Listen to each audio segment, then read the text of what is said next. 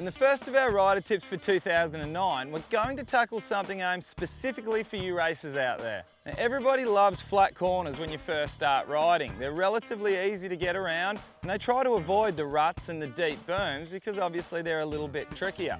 However, once you get to a certain level, and particularly once you start racing, those berms and ruts become, a little bit more of your friend. The flat corners become quite difficult.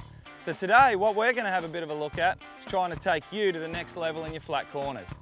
Now there's a heap of different things that we can look at with your flat corners, covering all of the basics. Specifically what we're going to be working on today is completely changing your attitude towards flat corners.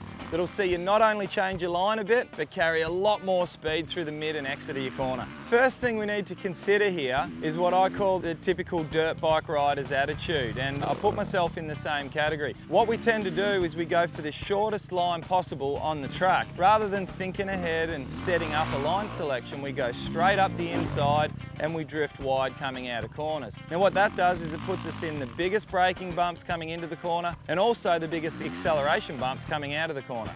Today we're going to take a little bit of a look at the benefits of either drifting going into a corner or leaving that drift to coming out of the corner. And what we're going to work on today is coming in a little bit faster, drifting coming into the entry of the corner, and that'll allow us to exit nice and straight, fast and smooth. Now the key things we need to remember here. First of all is entry speed. If you don't come in fast enough, it's impossible to pitch that bike into a bit of a drift. You can jump on your back brake and try to make it slide. However, if you don't have enough momentum, the back's not going to step out for you. Now the second thing we need to consider is timing. When and how much brake you're supposed to put on. You've got to be very careful with your front brake. Depending on how much traction you've got in the dirt, we use just a tiny little bit of front brake with a dab of the back brake. Now whatever you do, don't lock up the back brake, or you could find the back end steps right out to the side and you could be on the deck before you know it. Just a little bit of back brake, a slight little dab, by leaning the bike over at the same time is enough to pitch it into that nice little drift. Now once you get really experienced at this, we should be aiming for roughly 40 to 45 degrees out to the side. Now halfway down the straight, you already need to be thinking about when you're going to get on that back brake, because if you get on it too early, you'll completely miss the apex of the corner.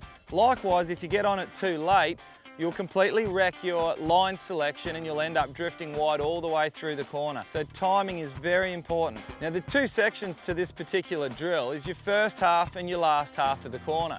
The first half involves you drifting, getting on the brakes at the right time, all your timing, etc. The second half is your acceleration, where you start to roll it on, making sure your body position's right, and the key factor here is making sure the bike doesn't drift sideways on you coming out of the corner. The safest way to practice this is to do it nice and easy to start with. However, you need to remember you need a certain amount of entry speed coming into this corner, otherwise it's not going to step out to the side. The next thing we need to discuss is body position. Now let's first of all start with your entry, pitching it into a drift coming into the corner. Always remember, if you start to bring your upper body slightly to the inside, it's going to help that back end step out a little bit for you, which is going to aid in the drift going into the corner. However, if you pick it back up, your upper body moving to the outside of the bike, that'll control the slide and bring it back a little bit. So likewise, think of your upper body as a counterweight that controls your slide. Now unfortunately for you guys, the only way you're going to get the hang of this is by practicing. You go on feel. Literally 1 centimetre dragging your head to the inside of the corner, most of the time will eventuate in that back wheel stepping out about 1 centimetre to the outside. So be very careful and don't do any rapid movements with that upper body. Once you've got that right, and only once you've got your entry right, I want you to start to work on the exit of the corner. Try to think of your throttle. The more you twist the throttle, the more you need to force yourself to the outside of the bike. This is critical if you want to exit the corner without some massive drift coming out. Now the last thing we need to touch on here in this particular drill is your power, and more importantly, just how much you twist that throttle.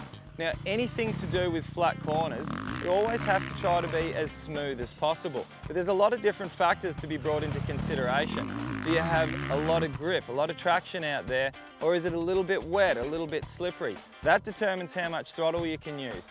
No matter what, even in perfect circumstances when you've got a lot of traction, you always must be progressive with your throttle. Not just snap it on, that'll always eventuate in the bike stepping out to the side. Always be smooth with your throttle application. And remember guys, while this particular drill does have a bit of technique involved with it, it's mainly about feel.